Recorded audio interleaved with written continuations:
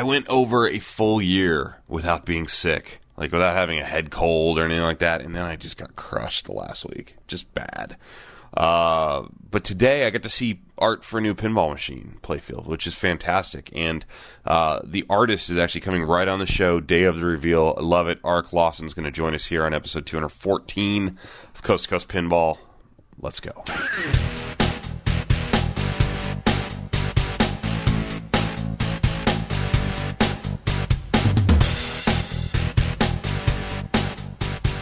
Welcome to Coast to Coast Pinball. My name is Nate Shivers. This is a podcast commentary, my man out of quarters. Tonight will be an evening with Arik Lawson. We go long. We talk about Alien. We talk about Highway Pinball. We talk about, what else we talk about? We talk about Arcade Expo coming up. We talk about Spider-Man Vault Edition. We just kind of go on. Arik is one of the most prolific pinball personalities on Pinside, is where most of you might know him from. He is the art director of Alien Pinball for Highway Pinball, and he's a good dude to chat with tonight. So I'm just going to take my thrashed, sick voice and get out of the way here and get this conversation going. So I hope you guys enjoy. Thanks a lot. I would like to welcome tonight to Coast to Coast Pinball, Mr. Arik Lawson. How are you, sir? I'm good. How are you? I'm mentally great. Physically, my body is failing me, so I'm trying my best here. But I really wanted to have you on tonight and chat all things Alien, all things Arik, and all things pinball. So thanks for taking some time out tonight. My pleasure. Big reveal today. This was kind of a big deal for you. You've been having to hold this back for a long time. The playfield artwork for Highway Pinball's Alien game was finally sent out to the world today via the interwebs and whatnot. How's it feel to get that out into the world? You know, it's kind of been so long sitting on it, and it's so anticlimactic that it's not even as relaxing and relieving as I thought it'd be. It just kind of is. Yeah. How long have you been, quote, done, or is it kind of a constant tweak? It was almost finished before Expo in Chicago. And I didn't want to rush it for a reveal and have it not, be right. So I said, look, we can't show it at Expo. It's better to finish it.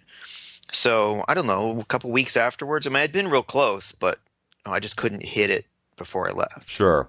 Take us back to before we started this project, before you were, contracted by Highway Pinball to be the art director for Alien.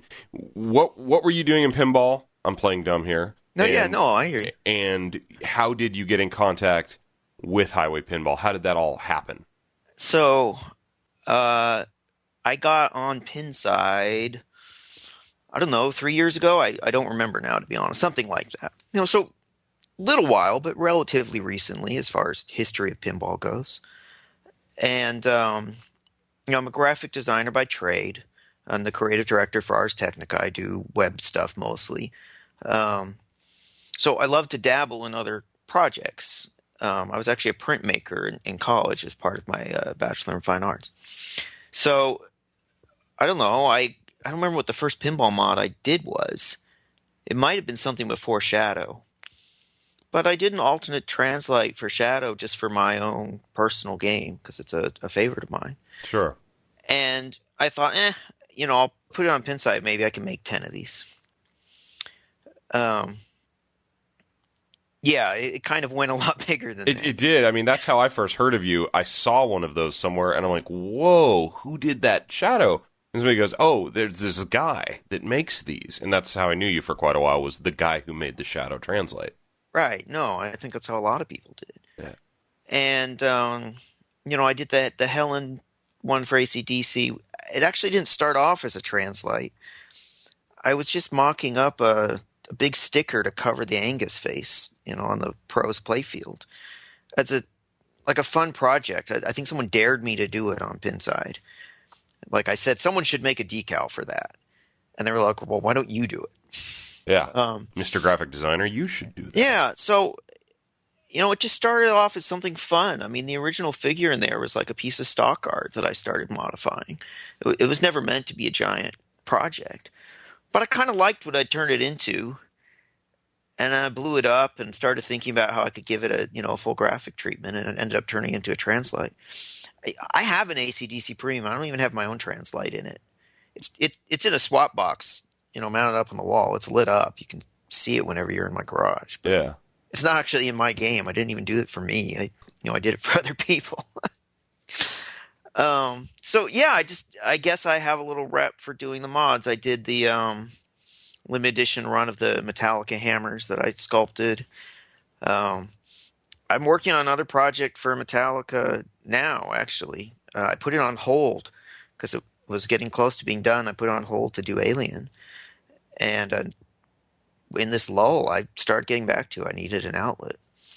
So, it's just the kind of stuff I do. And I guess I got a reputation for it. And I guess the short version of the story is the delays on Alien because of Fox or Highway or both. I wasn't around for it, but there was a long break. And when they finally got things going again, the original artist, who I think is the same guy who did Full Throttle, wasn't available anymore. And I don't know what else he does. I mean, if he's just an illustrator or a Photoshop guy, as an illustrator, he would have been, on the wrong game. Sure. So yeah, Andrew sent me a message on Pinside and asked if we could talk. And we basically said, look, we need to get this going again. The guy we are going to do it with is unfortunately on other work, and we're trying to figure out who we can replace him with. And we want to know if you wanted to do it. And I'm a huge fan of the films. Office that I'm sitting in right now, I've got a limited edition Mondo Alien poster hanging behind me. Big fan of Giger's work. I couldn't say no. Yeah. It's pretty amazing in pinball, with it being this obviously very kind of small niche little hobby and community and industry, if you will, that you could go from like, hey, I made a couple translates, I sold some translates, I made these mods, kind of like high-end mod type stuff, to a company who I think is on the verge of doing something pretty big over the next few years, saying, hey, we want you to be the art director on what could be their big breakout product. Yeah. No, you're right. It's a funny world that way. I mean, I know people because of pinball from all over the planet. Yeah. And I consider a lot of them, friends. And it's just this incredibly tight network that stretches around the globe. And once you kind of get drawn into that web, people start to meet each other very quickly. I mean, let's put it this way. You and I have met. Yep. Right? Yeah. But we didn't meet in the state where we live, a couple hours from each other. We met in Illinois. Yeah, we did. We did with like, I almost cringe when I have to tell people who are outside of pinball, who don't know this world, that, oh yeah, I'm going to spend 4 days at a hotel with like 1,000 so other people playing pinball. Yeah. They look at me like I'm crazy. They don't get it, of course. But that's okay. The people I work with think it's awesome. That's good. And actually, more and more, mine do too. In fact, the owner of my company today, as I was leaving, grabbed me and goes, hey, this is a guy worth like, tens and hundreds of millions of dollars. And he says, how many pinball machines do you have in your house? And I don't even know who told him. Yeah. I'm like, I have 4. He goes, that's really cool. I'm like, well, great. No, well, and that's maybe a sign of how things have been coming back. I hope so. I hope so too. Okay, so you came on board, and I think a lot of people are really interested in the process of working on a game like Alien, which is obviously a major, license. And, this is not original art. This isn't art gets to go draw space. This is, you have to work within certain set parameters that is the Alien world that Fox, correct? I'm right on that. Yeah, it's Fox. Fox is going to give you some sort of asset package to work with. Tell me what that process is like, and is it pretty cool the first time you get some sort of like file package with all this real Alien, stuff? Yeah, but to be honest, I get packages like that all the time. Because you do this for a living. Yeah. So like the novelty of like, oh, you got an asset pack and some kind of a style guide. Yeah, it's like telling a banker a really exciting story about going and getting a loan. I mean, yeah, okay, they're like, oh, sure, that's fascinating. So yeah, that part of it wasn't like wow. I mean, I've got gigs of random stuff from things. For instance, God, this must have been like in the PlayStation 2 days. Uh, I worked on an ad campaign for a Rocky boxing game. I don't know, maybe it was Midway. I forget which publisher it was.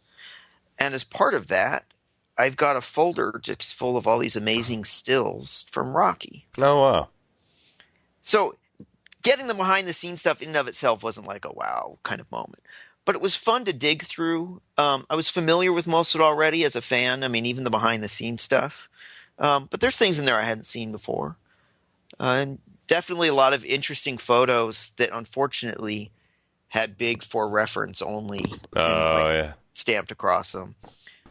So basically anything that was on set or a prop but wasn't, in camera in the film, you weren't allowed to use.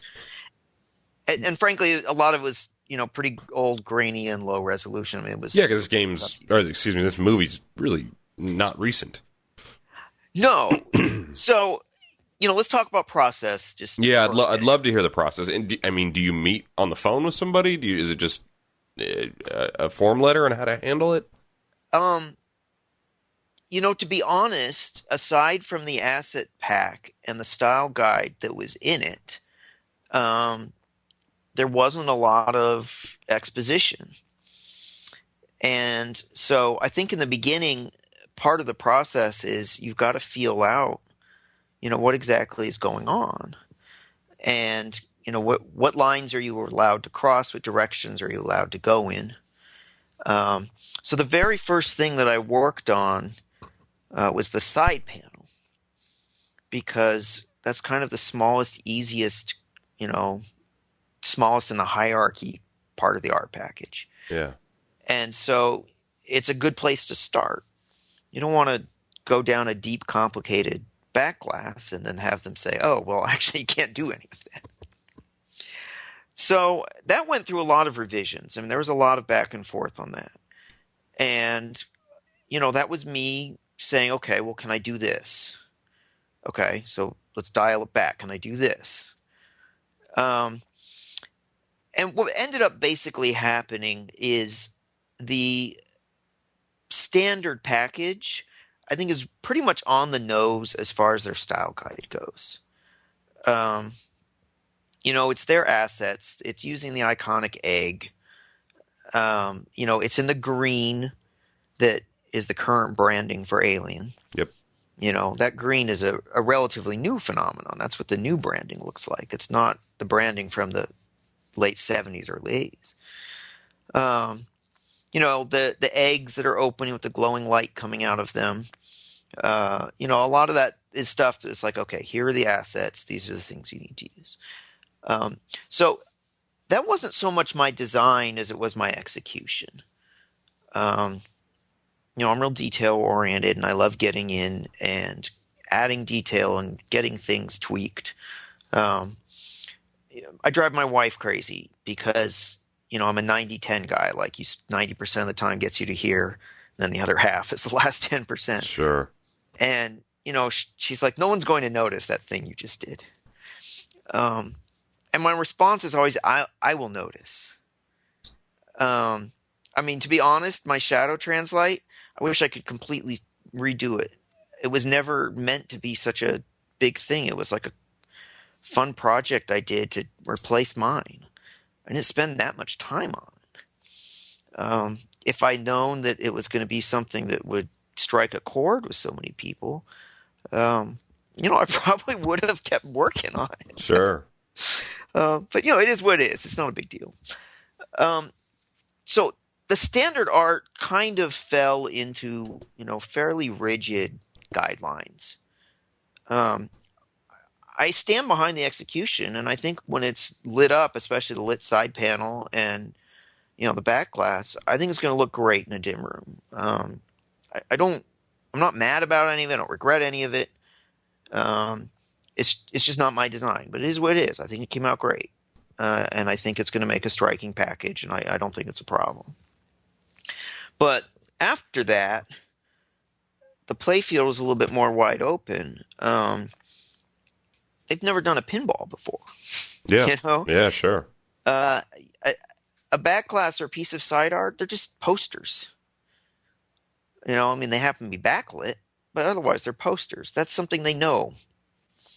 So, they're going to look at it and they're going to say, okay, well, this is the current branding for, what is essentially a billboard, right? When you're doing a licensed game, you're paying them for the privilege of doing it, but you're also making a billboard for their product. I mean, that's sort of the arrangement, right? Absolutely. So, all that stuff was a known quantity. The playfield, I mean, they don't know the first thing about it. Why would they? So there wasn't really guidance there, with the exception of, here's all these assets, and this is what you can use. Did you have did you have some sort of clear vision real early on of where you wanted to go with it, or did you try lots of different, say, rough sketches in quotes? Kind of both. I decided that I wanted to have this gradation. Part of the challenge of this playfield, aside from, licensing stuff and assets and all this other stuff, is we're combining two films into one game. Yeah, that's a great point. And they're very different movies. Alien is a suspense film. It's a horror film, but in the suspense category, right? And it's very claustrophobic and kind of slow. I mean, think how much of the film goes by before the chestburster scene. Yep. You don't see the alien. I mean, it's in shadows or occasionally strobe lights. And it's not till the very end of the movie you get a clear look at the thing. Then you look at Aliens, and, it's a Vietnam War allegory, and there's people shooting off guns and aliens coming in from all directions and acid splattering and ships crashing, and, it's an action film. It's a big sci-fi action movie, yeah. Yeah. And they're both brilliant at what they do, and they inhabit the same universe, but they're very different movies. Ripley as a character is very different. She's dragged back reluctantly into something that she knows about, and then becomes this maternal figure with Newt. So, she's not even really the same character that she was in the first film in a lot of ways. She's changed.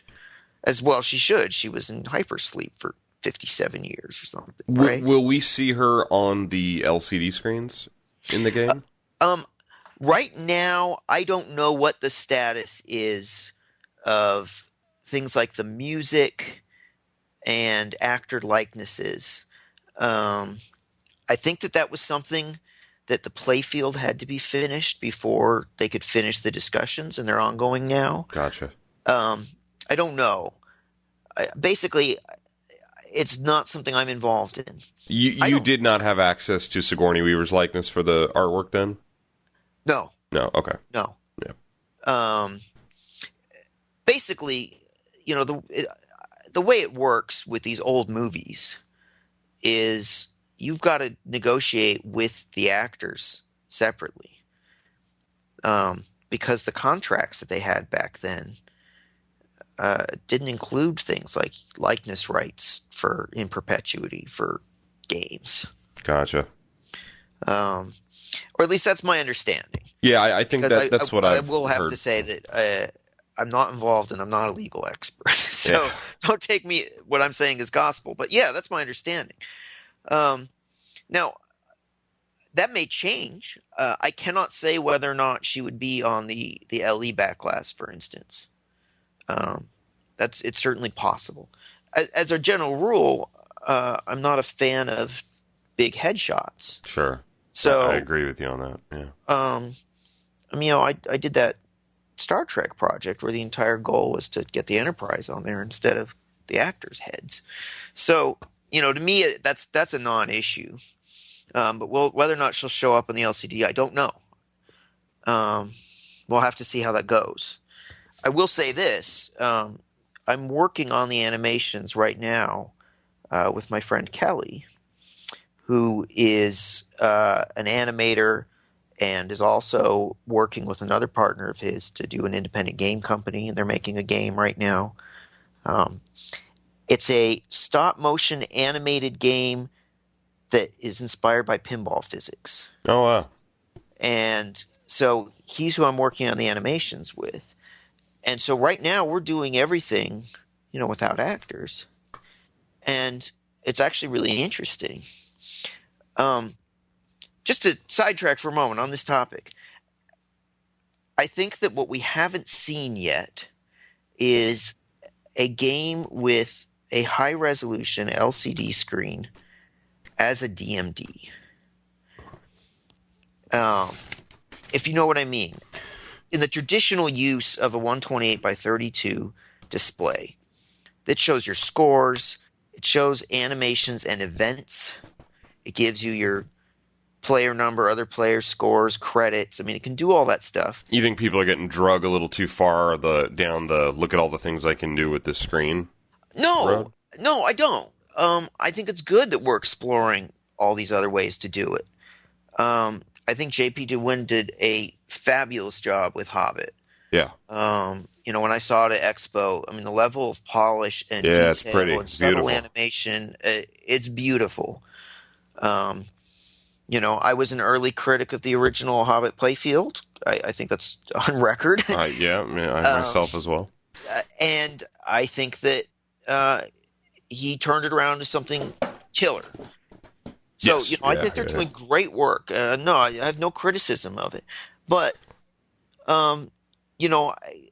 my understanding of their game, not to go off too differently, is it's got 30 plus modes.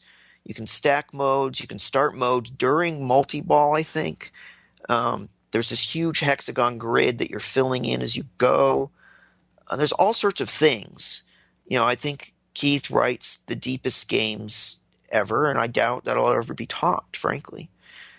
And they're going for broke with it. And I think the LCD screen reflects the complexity of the game. And that's great.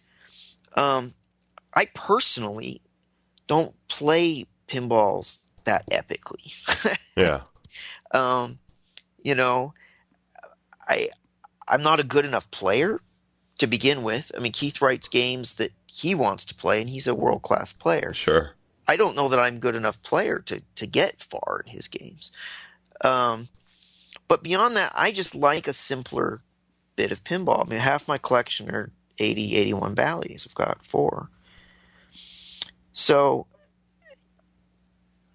I don't want something that's that epic. I think it can have depth and replayability, especially.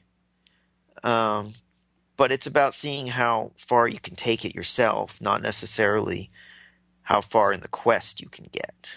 Sure. It appears, I mean, just from basing this off of things I've heard, talked to Andrew, and then looking at the inserts that we're seeing on the playfield, this game's going to have a fair bit of depth. I would by no means call what I'm seeing on Alien like shallow at all. It's not, and it won't be. And I also think, though, that it's got the spirit of 90s games in its blood. And, for instance, one thing I can tell you about the rules, because I know this is just not going to change, you don't stack the modes. The modes are too special for that. Each one is supposed to represent a part of the movie. It's going to get custom animations, custom music, custom sounds, and we want to bring in the atmosphere. We're hoping to do a lot of interesting things with the RGB lighting in the GI and the inserts. And it'd be a shame to take this kind of cinematic pin and make it about starting all 4 modes at once, because that's the ultimate stack. Yeah. And you don't get to experience any of that. It doesn't make any sense. I suspect that there'll be some stacking in some places with the multi-balls. I don't know how that's going to work. So if you're looking at the playfield, there's these 3 radial columns of inserts, right? Yeah. So the left is Alien, and there are 4 modes: derelict ship, acid burn, fine Jonesy, and tunnel escape. The derelict ship is going to involve the sculpted eggs on the pop bumpers, because you're going in where the eggs are. We've got a mode that we just finished up the first pass at all the animation, the music, some of the stings, and that's acid burn. And that's about the acid going down through the multiple levels of the ship, and you've got to go down and check all the decks without getting burned. That's awesome. What kind of animation style is this going to be? I mean, what's the process like doing that? 'Cause you say that, and my mind sort of spins. Like, I don't even understand how you do that. So, when I'm saying that I want this to be the DMD style, what that means is you should see the information that's important. The animation should reward you for your play, and otherwise it should get out of your way. Okay. Yep. Right? Yep. So the way that our screen is going to work is there's what I'm calling the dashboard along the bottom. That's got your score. It's got the other 3 players' scores. If all 4 players are not in, it will tell you if that player needs credits or can press start, which is a little bit more like a traditional coin-op arcade call-out. Yeah. I find that people who are new at pinball get very confused by the 4-player game concept. We see it all the time at the shows. That's absolutely true. So I don't know if it'll help, but especially if they have the big 27-inch screen in the back in the lower right-hand corner, it'll have player 2, player 3, player 4, press start, insert credit. And I'm hoping that'll help. And it's also nice when you're in a multiplayer game that there's never a time when you cannot see the other player's scores. Especially, I play in a pinball league, and it drives us nuts when we're at the end of the game. We want to write down everyone's scores. And, yeah. Some games are less polite about showing you that information. That's true. It's very true. It'll also tell you your credits are free play, what ball number you're on, and how many extra balls you have. Because that's something I would love to be able to see easily. If I've got shoot again lit, I don't know if it's for 1, 2, or 3. Yeah. So that information is going to always be present. The only time we'll take it off the screen is for a full screen animation generally when the ball is not in motion. Sure. So if you shoot the saucer to start a mode, then we take over the screen with a little quick intro movie. And to get back to your point, so for acid burn, we're slicing and manipulating clips of the acid burning through the floor or a shoe, being cut from the actual face hugger and dripping, all that stuff, the hallways. And on top of that, we're adding our own, kind of grunge and effects layers because the world of Alien is, analog and dirty. Yeah, so it's actual movie clips then stylized as you want to integrate it into the game. Yeah, and then on top of that, we're doing, like 3D letter animation.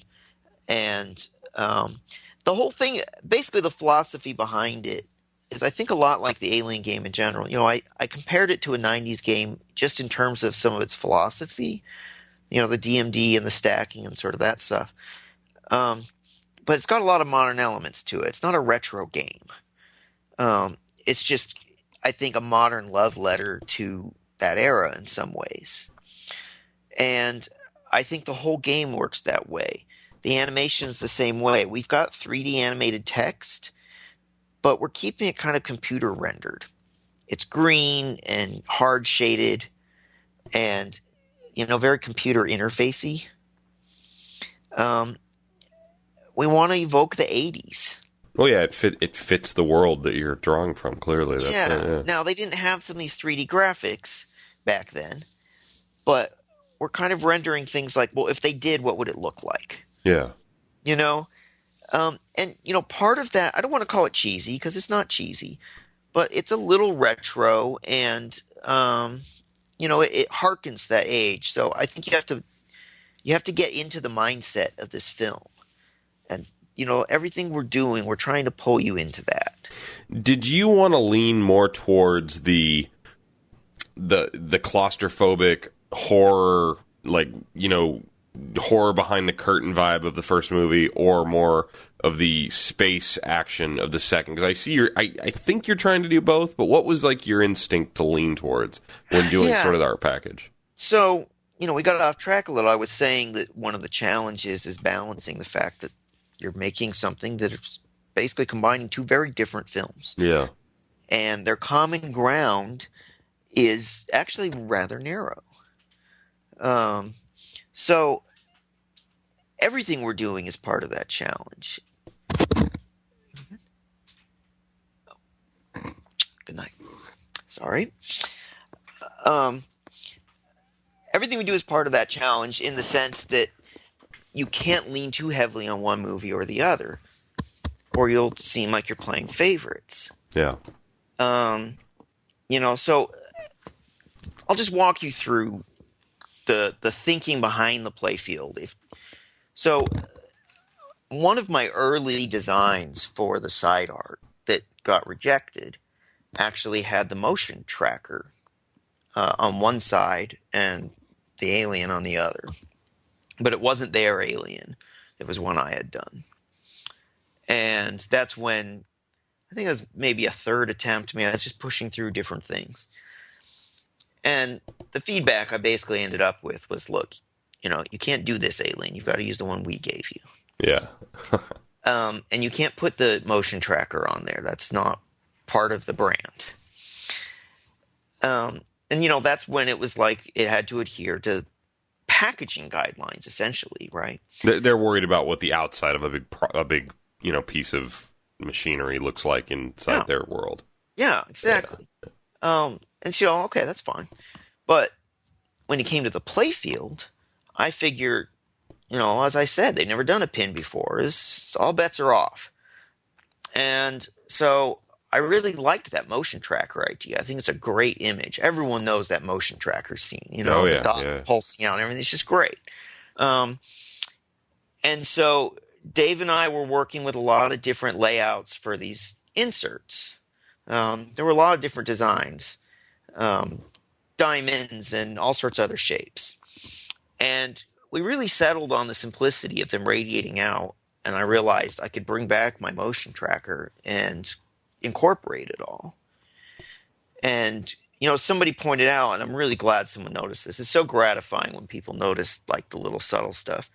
You kind of are working your way down. The wizard modes aren't at the top. They're at the bottom. Yeah, the self-destruct, the all-out war, and the meltdown. Yeah, so as, you're filling things up, the lights are approaching you. And that's very much the spirit of the films. And, someone noticed that. So, that's the kind of thinking here. At one point, I actually had wanted to drill holes for a lot of circle inserts around them that we were going to pulse and actually have the thing come to life as a motion tracker. But it was just too many holes. I mean, there's so many inserts there. We were worried about the structural integrity of the plane. Sure, yeah. You don't want anything to warp or whatever. So we dropped that. But the motion tracker encapsulates the claustrophobic space. In the center, right between the flippers, that screaming mouth, that's actually one of the original concept drawings that H.R. Giger did of the alien. Oh, that's cool. That's cool that you got to bring in some of his original thoughts and ideas into the game.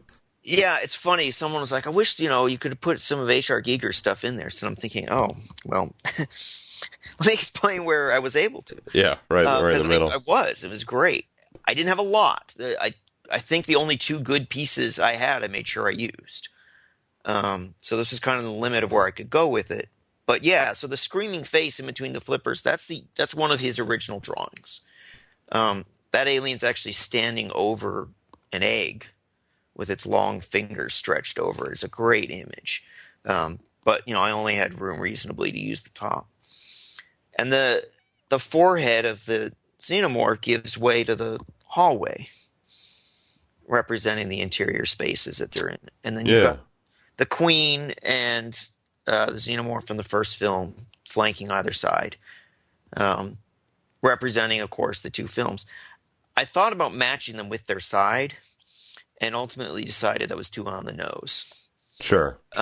So, yeah, on the left, you've got your alien modes. On the right is aliens.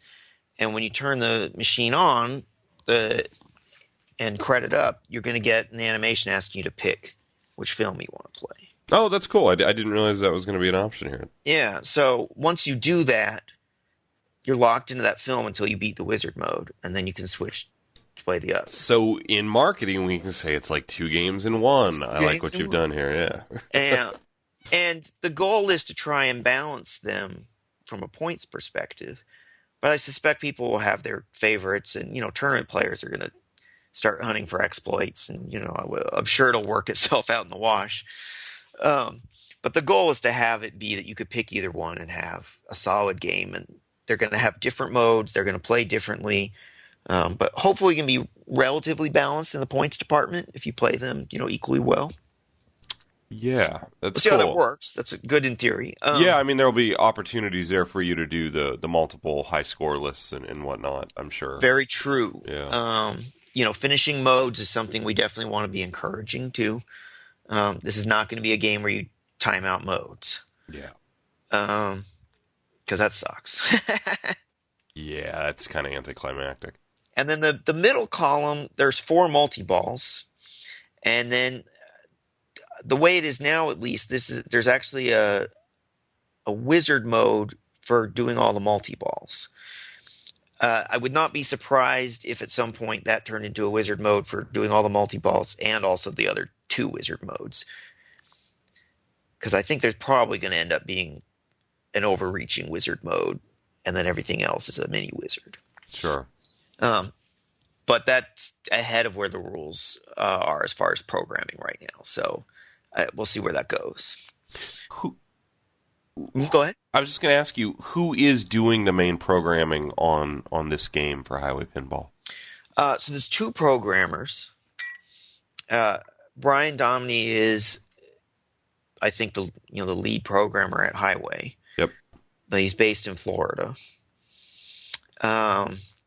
And he's brought on a friend of his, Joe, whose last name I'm spacing on. And Joe is a programmer friend of his, knows a lot about code, real enthusiastic pinball guy. And he's great. I love the energy that he's been bringing to the team.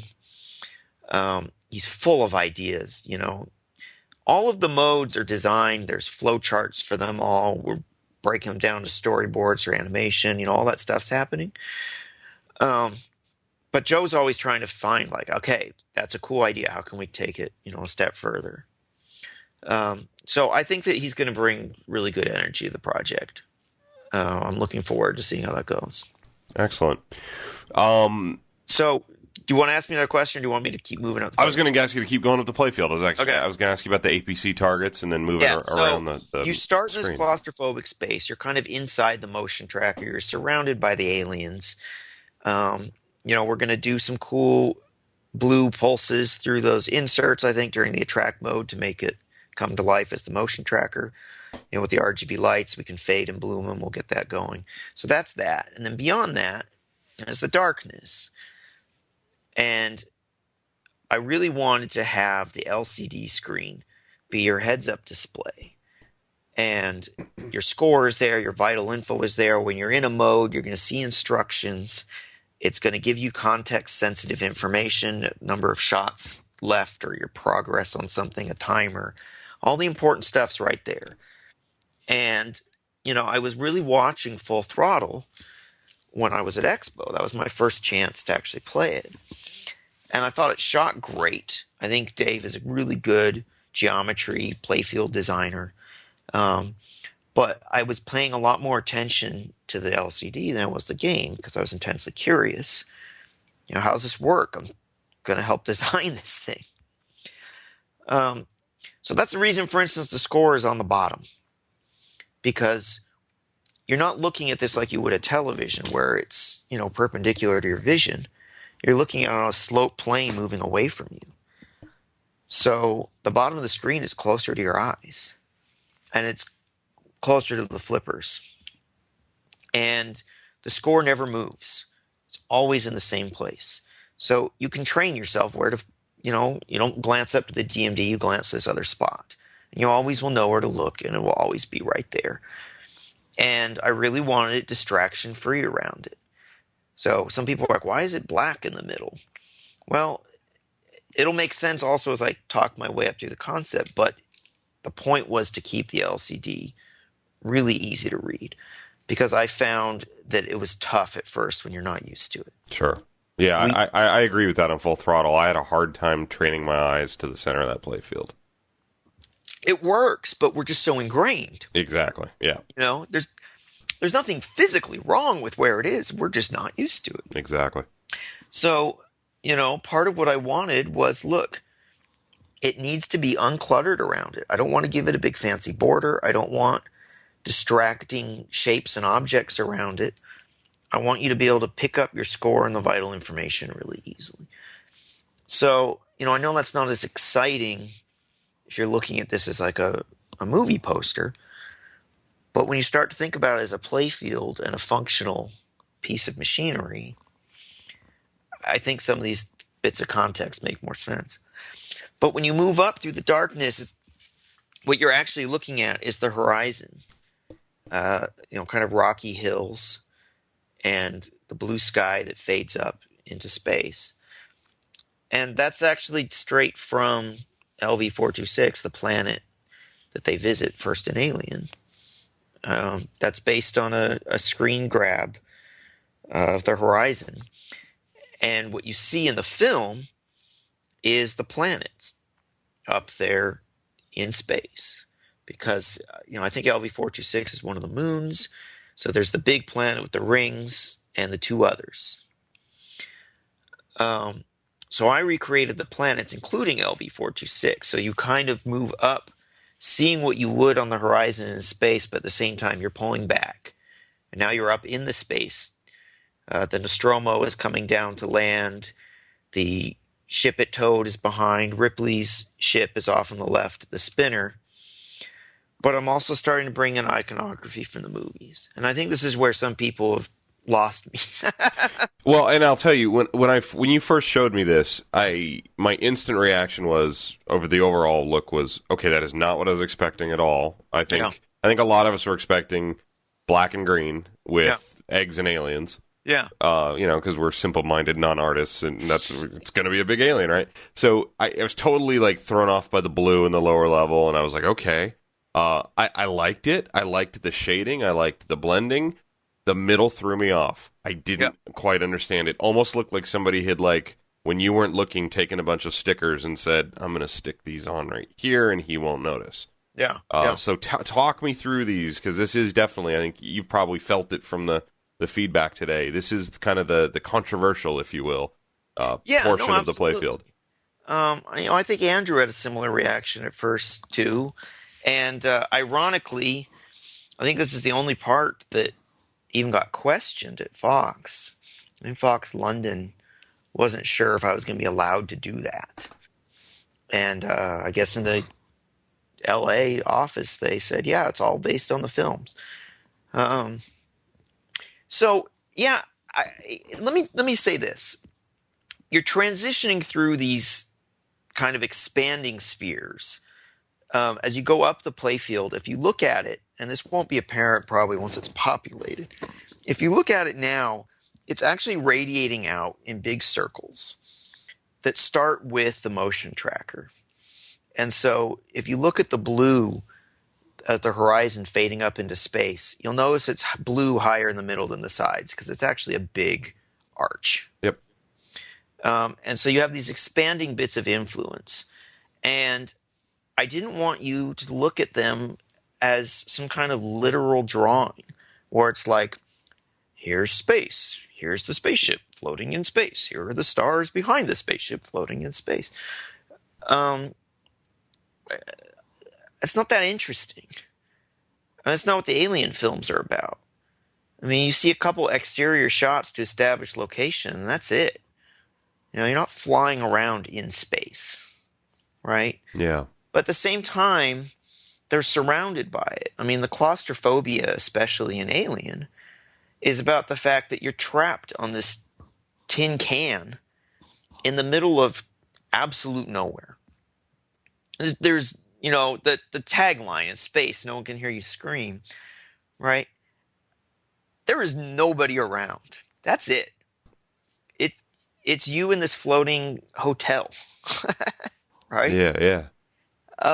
And I really wanted to represent that, but at the same time, I couldn't just plop down. Here's Nostromo, and here's all the empty space around it. Like, Sure. Yeah, check it out. Yeah.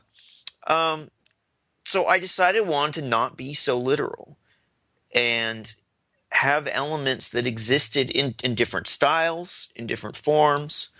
Um, I think that that's not necessarily something you can see instantly right now, but I think it's going to make a lot more sense to people when the playfield's put together. I mean, the problem is this isn't a movie poster.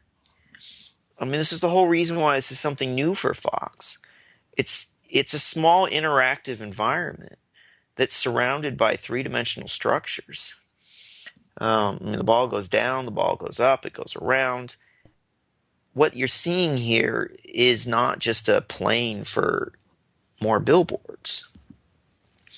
I think one of the things that is people are missing is the fact that I did not really explicitly lay out the shots. I do subtly. The flames coming from the dropship shots. Sure, and, sure. That the lines kind of pulsing out behind things. Your insert shapes, I think, probably do a good enough job of that. Yeah, no, I don't think it's confusing. I think the shots are going to be very obvious. But a lot of games, draw really explicit paths for that stuff. I think a great classic example would be Monster Bash. Oh, yeah, definitely. Right? I mean, the epitome of fan layout with radiating, paths. Incredible looking game. I love it.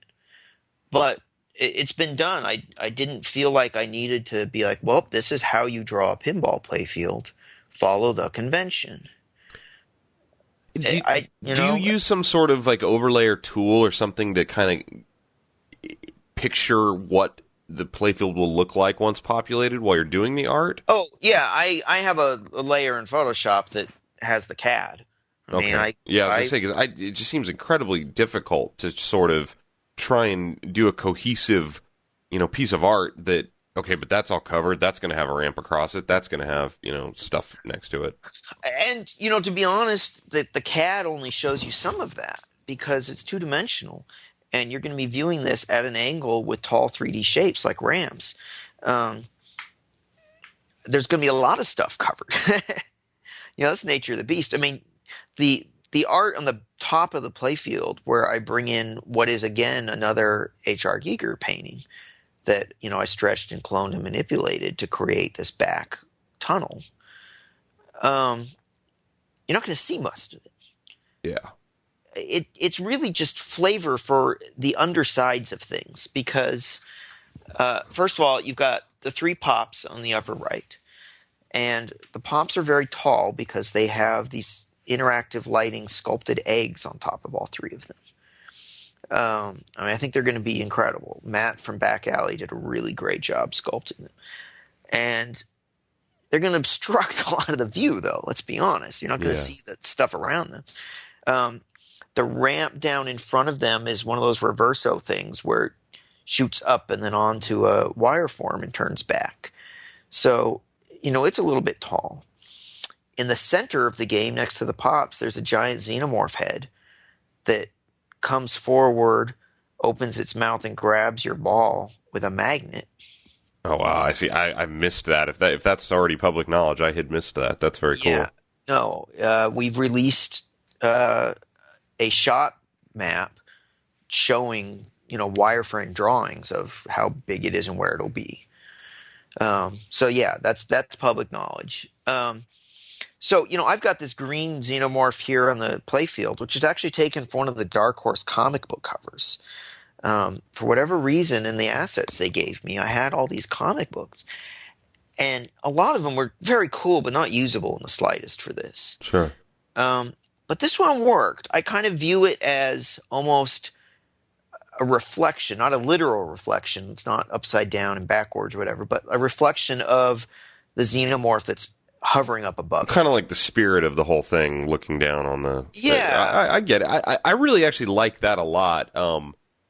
Somebody emailed me today, kind of giving me their thoughts on it. I don't think they knew I was going to talk to you tonight, but they're going through it, and they said, "Man, I don't know what's up with the green and yellow." And I said, "No, the green and yellow is cool because it's that centerpiece of where a lot of the action's going to be happening, and I like that it's not just additional dark and blue." Yeah. I think that's probably my favorite part of the whole playfield is that kind of greened out, like you say, reflection of the xenomorph up there. That's my favorite part. Yeah, no, for me it works. And I thought it was really fortuitous that, I found something that I had a vision for it. I could see what I could do with it. I thought it was going to work. And at the same time, I could bring in some more hand-drawn art to it. I didn't do it, but I don't care. Yeah, but it's hand-drawn. Yeah. I'm working with what we've got, and if it's an opportunity to have another artist's hand-drawn art on there, great.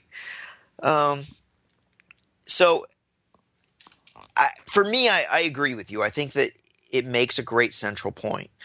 But going on above it, to the left of the giant xenomorph head, is the airlock, which I believe will have a small secondary LCD screen in it showing things. Oh, wow. I don't know what the plan is currently with that. I know there was some talk about whether or not you could then also hook up another monitor to do the big upgrade. I don't know. But there's going to be an airlock there, and it's on a swivel base, and when it turns around, it reveals the queen. Wow. So that's, tall. It probably goes all the way up to the glass or something. It's probably as big as we can get away with. And then to the left of that are ramps, physical ball lock for the hypersleep chamber. The top of this game is packed with stuff. So, you look at this playfield out of context and you go, well, I don't understand what's going on in this red area up here. You're just supposed to see peaks of it behind and through things. Sure, it's texturing more than anything. Yeah, you're not going to look at it and see it. I mean, you don't see most stuff at the top of most games, but this one especially, the top is packed full of toys. It's like worrying about the top art on, Medieval Madness. What's behind the castle? You have very detailed art on some of the inserts. Talk about how you chose that. Is it too detailed in that it's going to be too small, or is that going to play out okay, you think? The inserts, are my favorite part to do because that's where I actually had the most freedom. You got to draw some of that. Yeah. The thing about the rest of the art is everything I did, I had to be able to reference where it came from. I got away with the planets and doing the landscape because I was able to say, look, here is the shot in Aliens with planets in the sky and this landscape. And so, there's a little artistic license taken with the way it's presented. I mean, I redrew all the planets from scratch, for instance. And they're bigger and brighter, stuff like that. But it's directly referencing the film, or it's directly taken from this concept art. It came right out of the portfolio of things you gave me. And I guess their process, I don't know, but I guess their process was all checks out. Like we can go through. I annotated every single thing on this playfield with a alphabetical reference list. This came from this. This came from this. Here's the file name of the asset. Here's the timestamp in the film. It's like you're citing your references. Yeah. Yeah. And obsessively. I mean, we had footnotes. So it took a little while to go through, and I think part of that was the holiday. I think Hollywood takes off a lot of time.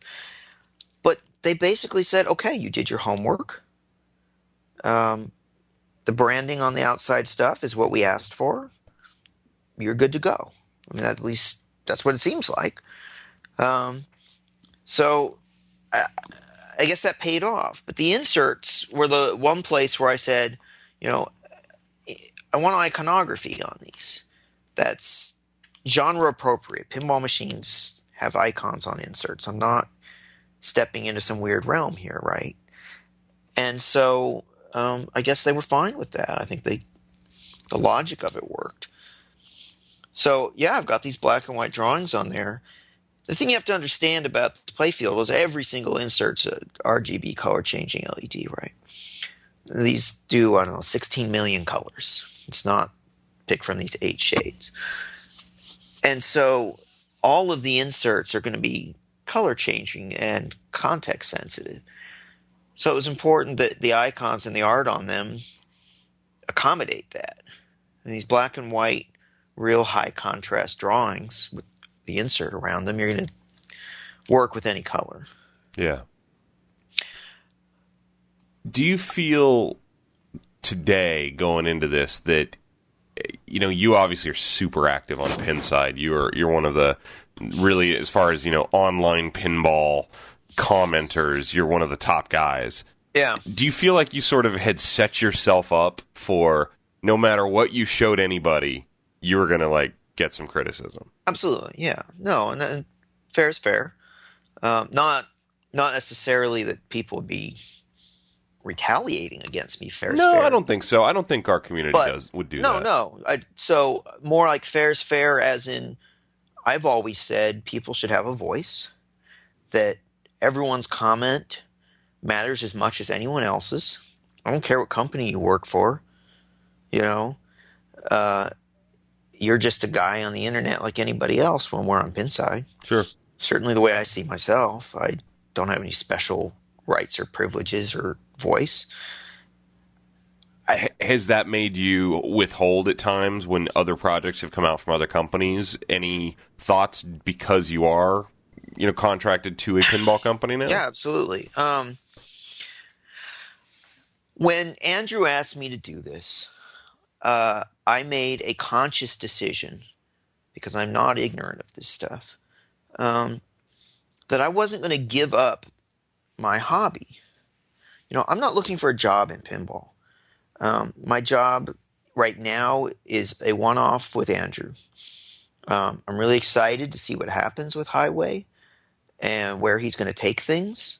But I'm not looking for a job working for a pinball company in Wales. I've got a job, right? So I said, I'm going to do this, but I'm only going to do it because it's a hobby passion project.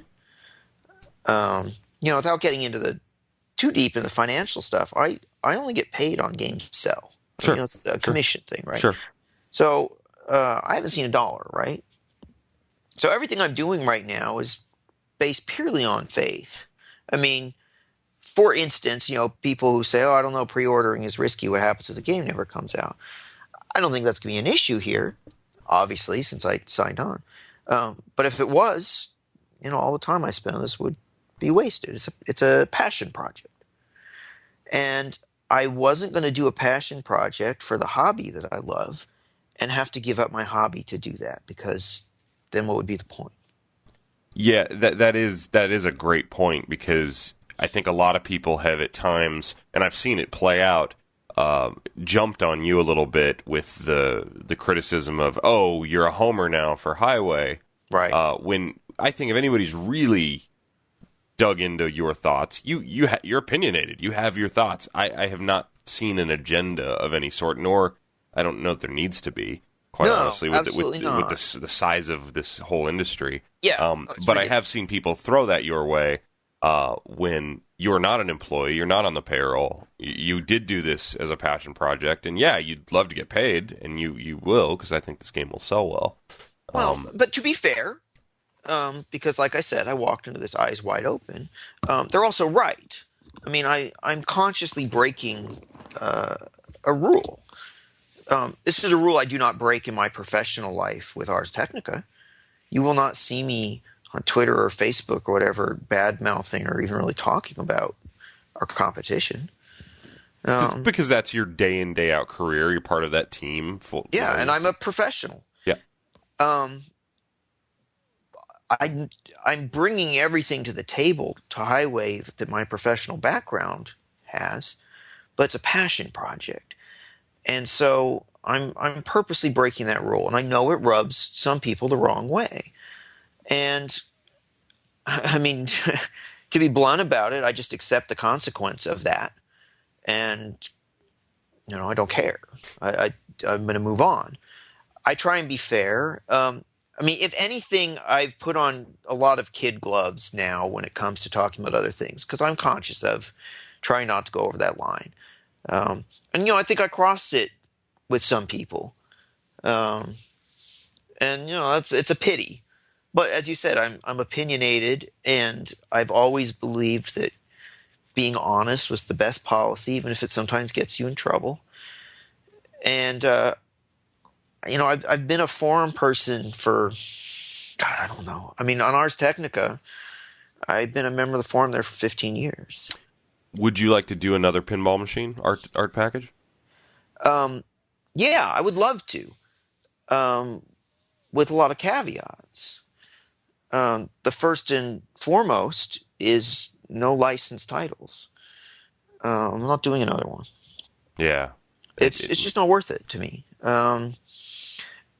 When it comes to the passion project part of it, this job has turned out to be more jobby job than I had hoped. Simply in terms of the levels of bureaucracy that need to be dealt with. I do that in my day job. I don't even have this many levels in my day job. We've got a much smoother operation. But I work with big clients all the time, Fortune 500 companies that everybody's heard of.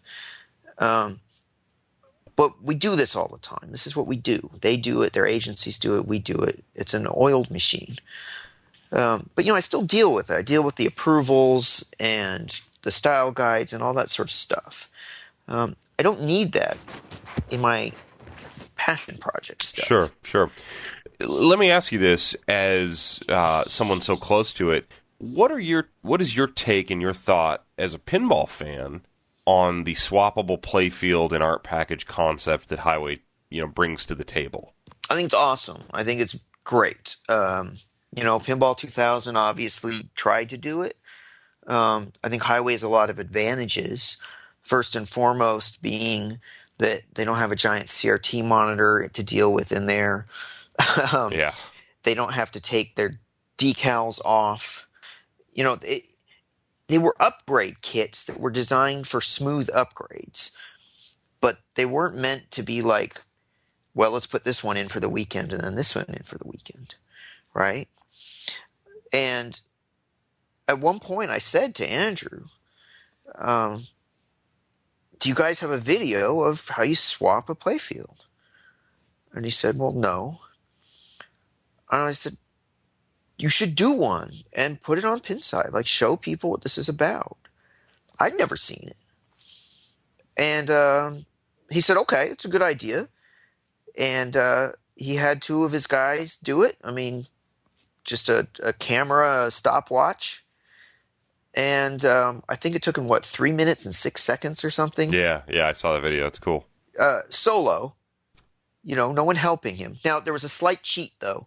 The cheat being that because he swapped from a full throttle to a full throttle, he swapped the art and the playfield, but he put in just another version of the same thing.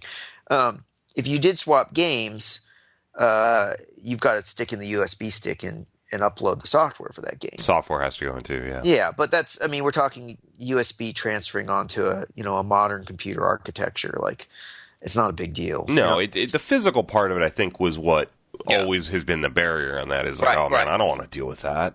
So I think it's great. You can store. So when the playfields come out, the rails they're on. I mean, some people complain about Stern switching from the larger service rails to the pegs. Myself amongst them. I hate the pegs. I've got a Tron Pro with the pegs, not a fan. Latch down bar, totally fine, but those pegs suck. I agree. So Highway's rails, it's like a sled. They're like the blades or runners, whatever you call them, on a sled. We California people don't know these things. No. You can put the playfield down on the ground, and all the mechanisms and everything are floating off of the ground because the rails are down. So you can take it out, you can set it down, put the new one in, and then you slide the one you took out into the crate the first one came and store it under your game. You effectively take a single pinball and make it able to support multiple things. It's like having a nice arcade cabinet and you can swap PCBs in it. It's a Yeah. little bit of a pain and you got to take some things out and put them in or whatever, but it's not that big a deal. You could buy Alien, upgrade to a full throttle kit for, I don't know, what is it, 60% of the full price, and you save a ton of money, and then swap it in for a month. Get tired of it, put Alien back in. I mean, it's almost like putting a game in storage and getting another one out, Yeah. but you don't need a storage space. So, no, I think it's really smart. I cannot argue with the logic of that at all. I'm surprised no one's tried it since Pinball 2000 because, frankly, I'm out of space more than I'm out of money. Yeah, I run it. I think that's a Southern California problem that we run into here. I've got limited real estate. I've got 8 games in my garage. I generally keep 2 in my office in the house where I am right now.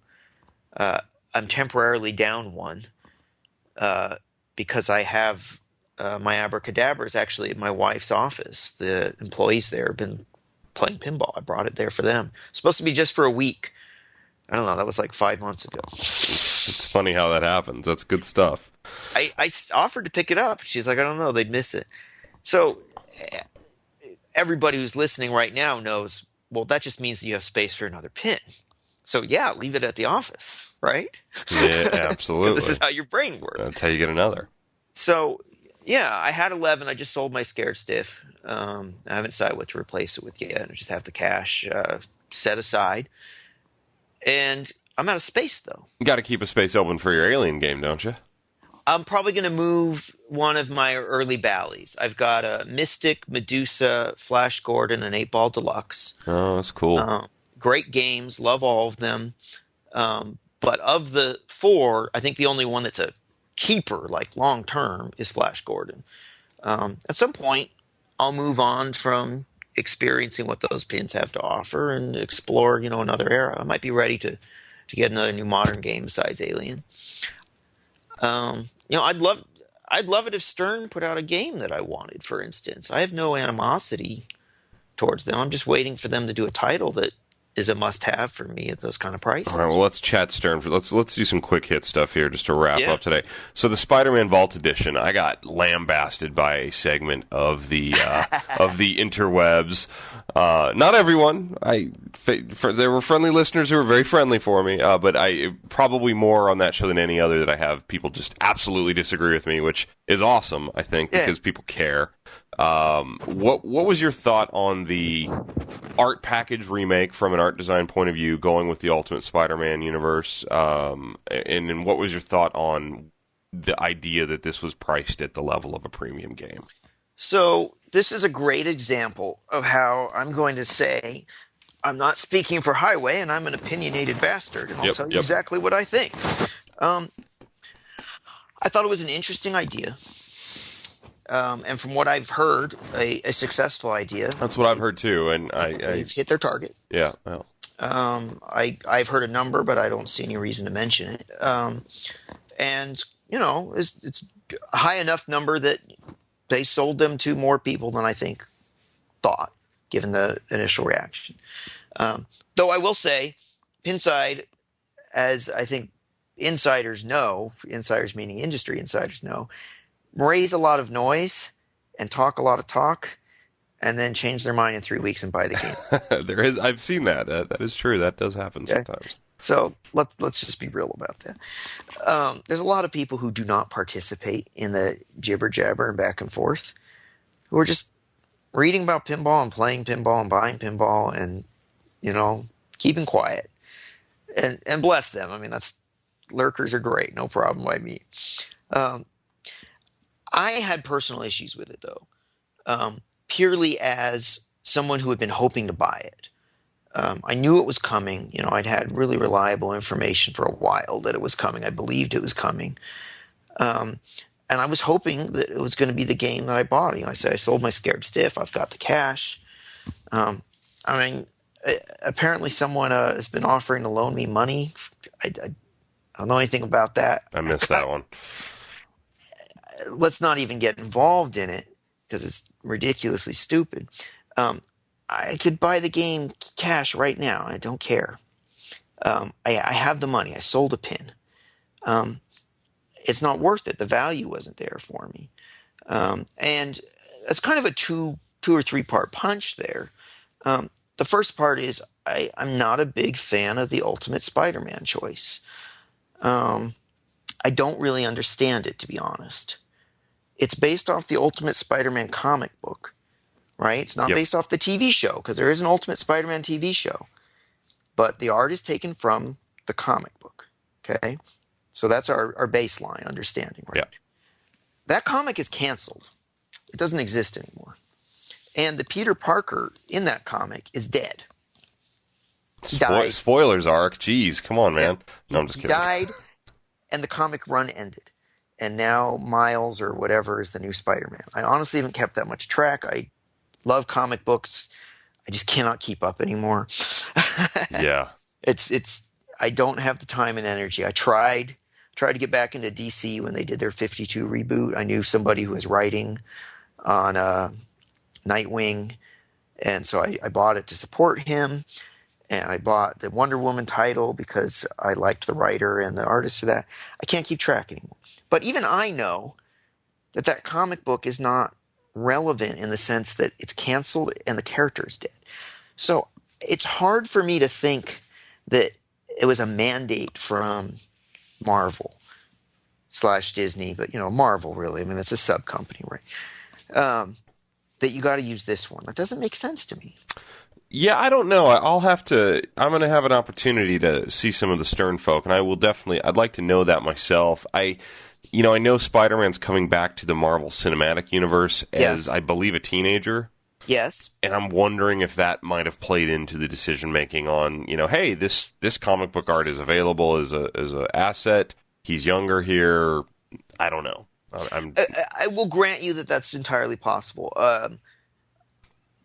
I think it's a rather tenuous connection. I don't think anyone's going to see this machine and think, oh, well, look, this Spider-Man looks more like a teenager. Hey, isn't there a teenage Spider-Man coming in a movie soon? I should go see that movie.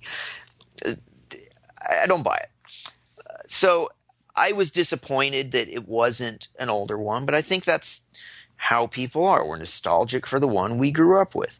Some people wanted probably an earlier one than I did. I definitely know there were people who wanted the McFarlane era. Yep. And, I remember buying his first issue of the reboot with the foil silver and black cover, or metallic silver ink. And it was Spider-Man #1. And at the time, I was like, whoa. And, this is during that time of inflation in comic books, right? Variant covers and reboots and all the price grabbing nonsense.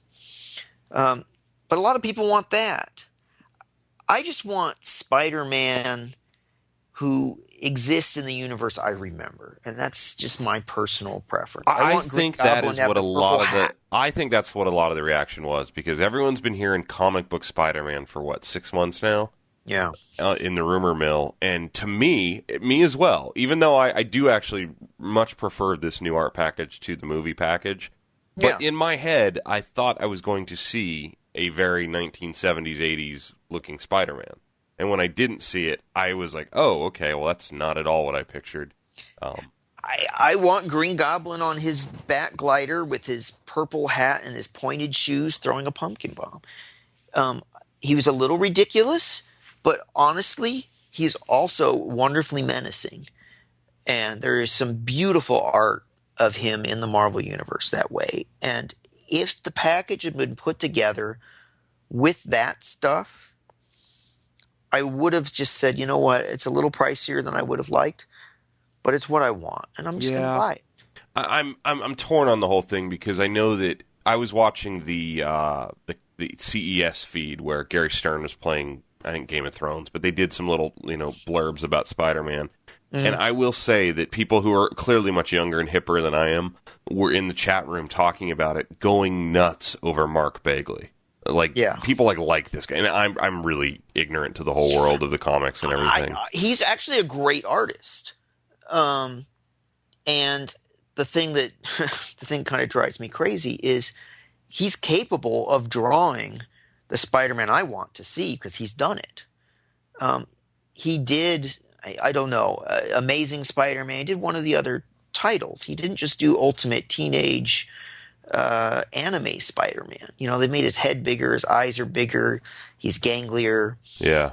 Um, it's a look to appeal to a younger audience who, you know, I mean, I've got kids. My kids are 11 and 8. And my 11-year-old daughter discovered Pokemon on Netflix, you know, last year or something, and got sucked right in. She loves that stuff. That's what is in the minds of a younger generation. They read manga, they see all the anime influenced cartoons. Spider-Man now looks more anime like. Um, Green Goblin looks like the Hulk. I mean, he's green and big and muscled with no shirt and purple pants. It's not subtle, right? No. I thought the new sculpts looked great. I haven't heard enough of the voices to know what I think of it. I wasn't impressed with what I heard. It seemed a little too goofy for my tastes. But Spider-Man's a quipper. I mean, he's supposed to shoot off a lot of lines. Yeah, I'll be interested to hear more of that. I guess the thing that I'm still hung up on was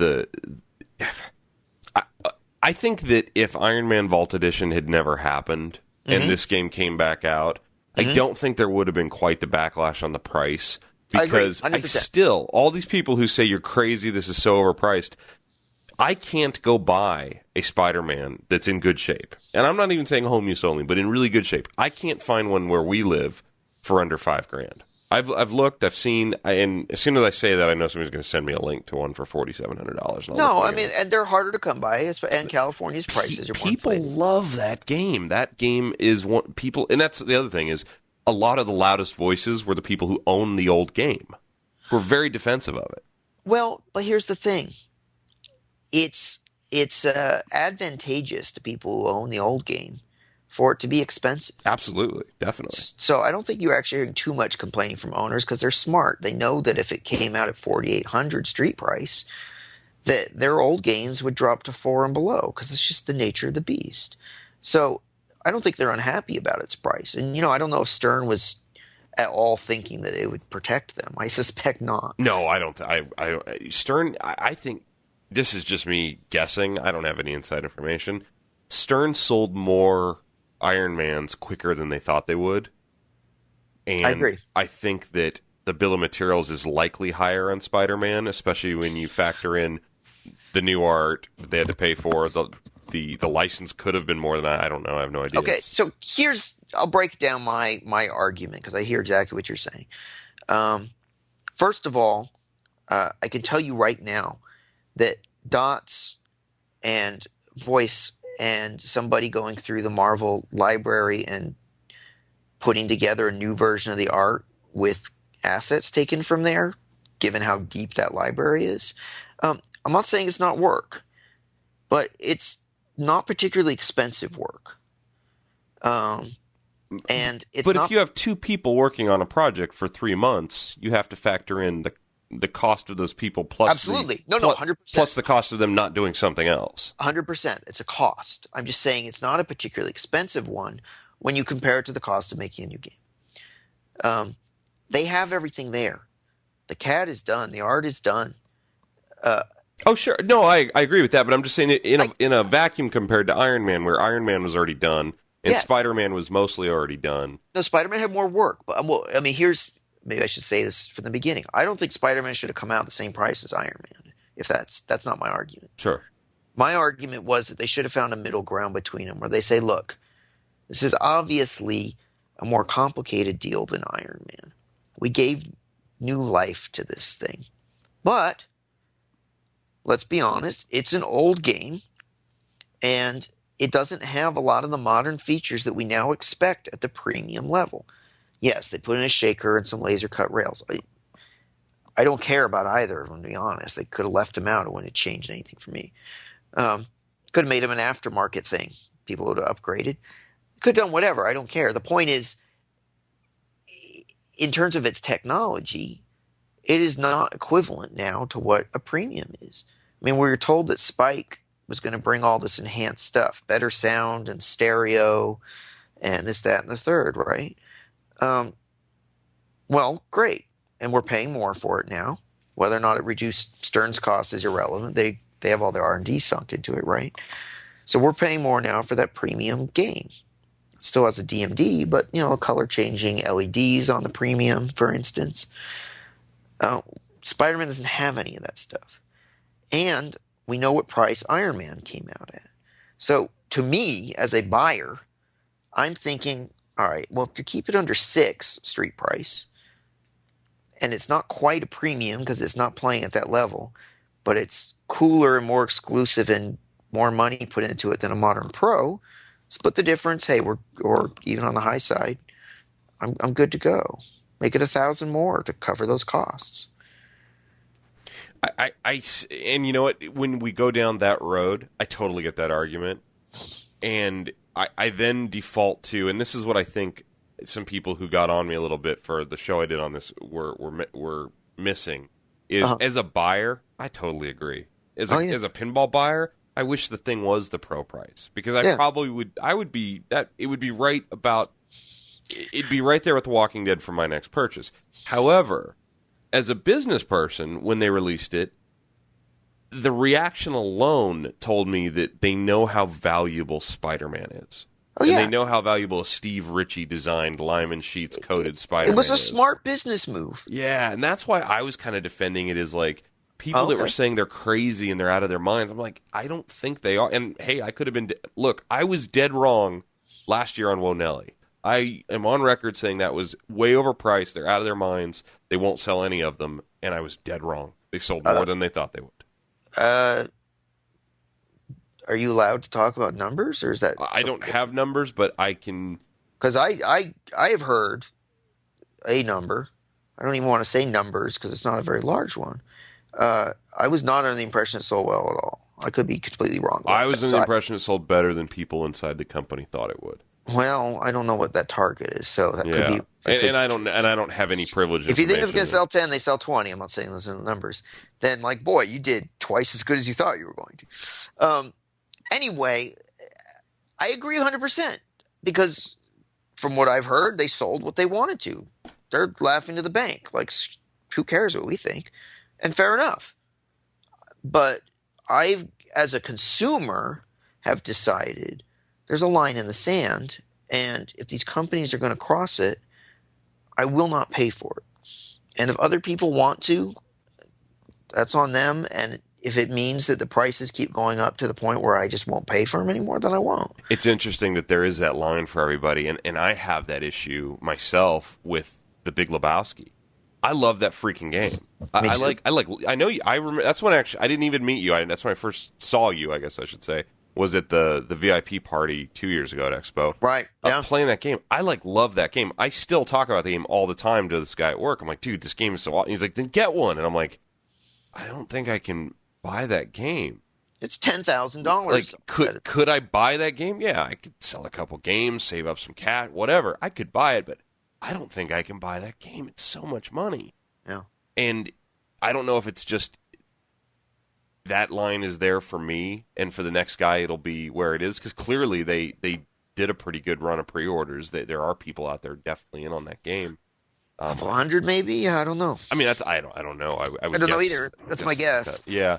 But there is that line for everybody, and it's been interesting with Spider-Man. This is like the one that really caused the big commotion and conversation to me of like where that line is, and it was interesting to see a lot of people's line, with no criticism on my part where their line is, because everybody has their own. Sure. Was absolutely not. It was below 7,500 retail. Well, let's put it this way: I suspect that Spider-Man Comic Edition sold about as well as Big Lebowski pre-orders. I think that there is a reliable number of people that you can get in on something. And they're not as price sensitive. And they can sell games, they've got money, I mean, whatever it is, and more power to them. I'm not casting shade. But I just don't know how well that scales. I think Spider-Man was probably a niche product that they hope to sell X number of. I think they did. Anything more they sell is icing on the cake, right? So that's not a problem for them. I just wonder, where are we going as an industry? Highways games are, I don't know, what's a premium now? Like it's around 6,500 shipped, I think. Yeah, Could, I think that's could be right. off by a couple hundred. Either way, I don't know. But it's around what a Stern premium is. I think that value wise, there's more there. Stern has not transitioned to LCD yet. Highway has. Uh, Stern premiums sometimes come with color changing lights, but not the GI, not always all the inserts.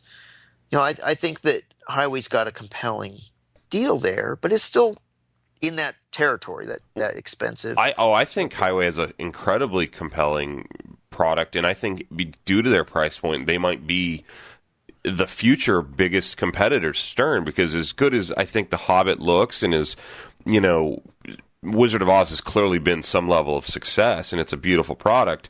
Yeah, It's still a lot more money, and it's a little different product. And I think what's cool about Spider-Man, specifically Spider-Man and Wonelli to that degree, because I'm not a huge Wonelli fan. I love the idea of the game. I just didn't hit me perfectly. But what that tells me is the industry is expanding enough that a company like Stern can go ahead and do that. That they can actually take a product that's yeah, not marketed to everybody. no, They don't have to sell a pro version of those. They don't have to sell a game that is the cheapest of that. They can actually say, we're aiming at the collectors that we know are out there hunting for home use only Spider-Mans and are going to pay $5,000 to $6,000. Well, we're going to go ahead and sell them a game. yeah, no, and I think that's great. Um, Highway can be super disruptive, I think, because they well, have a product with different feature sets, I different feel like benefits. Highway is still in its infancy, and you're going to see more maturation of the company and what they do. And I'm hoping that Alien is a big stepping stone for that. And the swappable game concept means that they're the first outside pinball company that, with that caveat, that you're swapping a game, you're buying just the playfield. It's a cheat, but they're able to undercut Stern's pro price with that. And no one They else is are, and being able to. they'll already have a base of people ready to buy on each Yeah. title, which is So, pretty interesting. Alien may be a Trojan horse in that sense. I don't know. Um, I'm going to be watching as a bystander like anybody else. I'm not involved in games 3 and 4, but they're working on them. I Yeah, mean, they're not yeah. sitting around. When there were Alien delays, like there was other stuff to be done. So yeah, I'm curious to see how that goes. Hobbit's a great example, though. If Hobbit was, I mean, I would even say 7,500 shipped. I grant you the expense, but it's too much. It's 8,000 for the standard. Yeah. I'm really curious about it. I'm looking forward to playing it. Uh, I've got a friend who's getting one, and I will go over to his house and check it out. I'm very curious about it, but it's just too much money. All right, let's shift a little bit. We had the Jewel of Southern California this weekend. We've got Yes. Arcade Expo finally 2.0 coming Yes. back around. You've been one of the guys who has I know there's many, but you're one of the people I know for sure has been going out and just giving away your time and your energy to help get games up and running for the Museum of Pinball out in Banning, Yeah. California. Tell me what it was like. I know you were out there this weekend. I say I Yeah. know. I'm And, asking and you. I Were want you to out there this weekend? emphasize that I'm helping. Yes. Meaning, uh, I've got other people who know a lot more about pinball than me, and I'm assisting them. Yeah. So, I mean, I can fix things, but when there's board work and other stuff going on, I'm like, okay, I will hold this for you while you do the work. Sure. Yeah. So I don't want to overinflate. But yeah, no, Banning for me is about an hour and a half away. So it's not close, but it's not a big deal to drive there. It's not that far from LA. Um, and it's just an amazing, amazing space. Uh, John Weeks has his personal collection in there.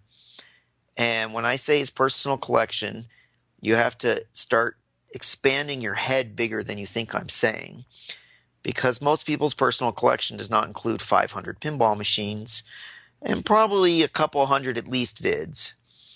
And all housed under this one roof. There's one wing that is just nothing as far as you can see, but aisles of pinball. And it's incredible. It's worth going just to see that. Even if you didn't play a single game, you can walk around. You'll see pins that you've probably never It's seen pretty before. amazing. It is It's something else. so it's the building is actually called the Museum of Pinball, and that was his goal when he opened it.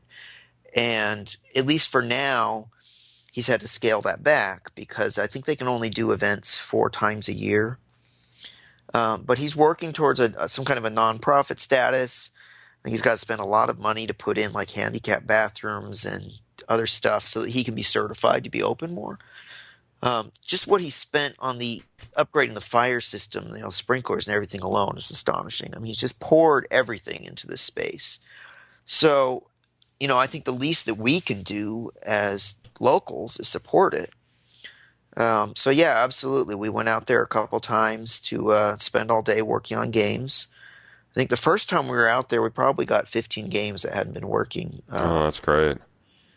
And it ranged from a Flash Gordon that had a upper flipper that was binding and needed the whole coil clipped off, to games that needed to be recapped because they were getting dreaded 5-volt double flip resets. So that was kind of the tuning up stuff. And then there were games that were completely dead and needed to have the boards pulled and this, that, and the third. Some things we couldn't fix. Popeye needs a new motor for the plunge shot. There's a lot of parts there, but we don't have a Popeye motor. Oh boy. So the goal is just to get as many games as we could working. Some people have come from out of state and stayed for a week at a time working every day there, which is just incredible. Somebody came through and got the entire row of early 80 Bally solid state, all completely tuned up. Who did that? Oh, God. A saint is who did that. Saint. I was told who, and now I'm forgetting, and I don't want to, missay who it was. No, that's all right. Well, whoever that was, and you and everybody's been going out there. I mean, thank you. I really hope that this takes off and becomes, really successful for John and his crew. Kenny was on the show a couple weeks ago. Oh, fabulous! Kenny's great. And I mean, it's just there are people who love pinball and are in the pinball hobby, and we love pinball, and that's awesome. And then there's people who have really put in the money, the time, and just the life and sweat into it. And clearly, there's a lot of that going on around this project. Yeah, people are being great. My friend Kyle and I said that we wanted to go out there. I think most people in the SoCal scene know Kyle because he's probably sold a game to them at some point. We both play in Orange County League together with people who came out there and helped. OC League's been a great supporter of it. It's been really fabulous seeing people put out. I will say this: I would have loved to have seen more. The Southern California scene, I think, should really turn out and support this. But it's way out there, and people are busy, and I know it's hard for me to get out there. I'll be out there next weekend, but going for a show's one thing. Giving up your entire Sunday morning till night, that's tough. I struggle to fit it in my schedule. So as much as I'd love to see, more support out there, I can't blame anyone who couldn't make it. Sure. But yeah, no, I would love to see a great turnout at the show. The It Never Drains in Southern California tournament is happening there, which is a PAPA event. Are you going to play in it? I am not. Frankly, I don't have the time. It might be fun just to see how far I could go. I'm not a serious tournament player, but yeah, I would love to try it. I can't take the 3 days off to do it. I've just got too much to do, including working on Alien. But, I've got a day job and all these other things going, and I've got to juggle it all. I hear you. Yeah. But my friends, Carl D'Angelo is going to be managing that, I think, along with Jim Belcito. Both kind of infrequent OC League members or ex-OC League members, but great guys. I'm sure they're going to run a killer tournament. They're both excellent players and know how to set things up right. World class, that is for sure. Yeah, well, quite literally. I mean, they're both in the top 20 pinball players in the world right now, I believe. I'd have to look at IFBA's site. I don't know how much they've been competing. If they're not, it's only because they took a break from playing, because they are in that caliber. Yeah, Jim's 18th, and Carl is... Where's Carl? Oh, come on. It looks like Carl might have dropped out. It's this Whopper 5.2. See, Josh screwed it all up. Yeah, I think they're both starting to take a break. Just like Keith Owen is starting to take a break. I mean, we've got some amazing world-class players here in Southern California, and they've proved it all and are, kind of easing off the gas. Very cool. Well, I'm looking forward to seeing you out there and getting to play some of the maybe you can show me around some of those vintage Bally games that you know better than I do. They are amazing. I would encourage everybody to play them. They are not set on free play because you can't without some ROM hacking. But they should all have 40 credits on them, and the replay set ridiculously low. But if for any reason they don't have credits on them, because it can happen, there's going to be a lot of techs with red shirts on. I'll happily credit them up. If you find me, I have a key and I will credit it up for you. So definitely play those games. That's fantastic. Well, Arik, thanks a lot for coming on tonight. This is a good conversation.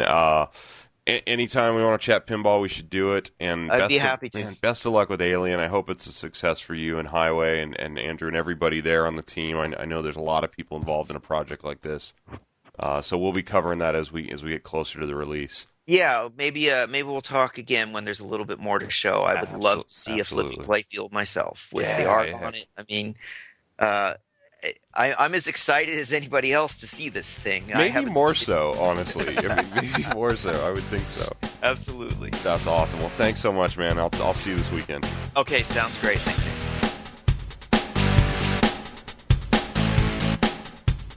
All right, guys, thanks a lot for listening. Thank you to Arik Lawson for coming on. Thanks to Highway Pinball for working on this project so that we can all play some more pinball games. Love it.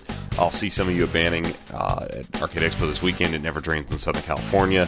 For the rest of you, we'll be back for episode 215 soon, maybe very soon. Appreciate you listening. Sorry about my voice. It's trashed, I know. So be nice to each other, play more pinball, and what's the other one? Take care. There you go. Good night.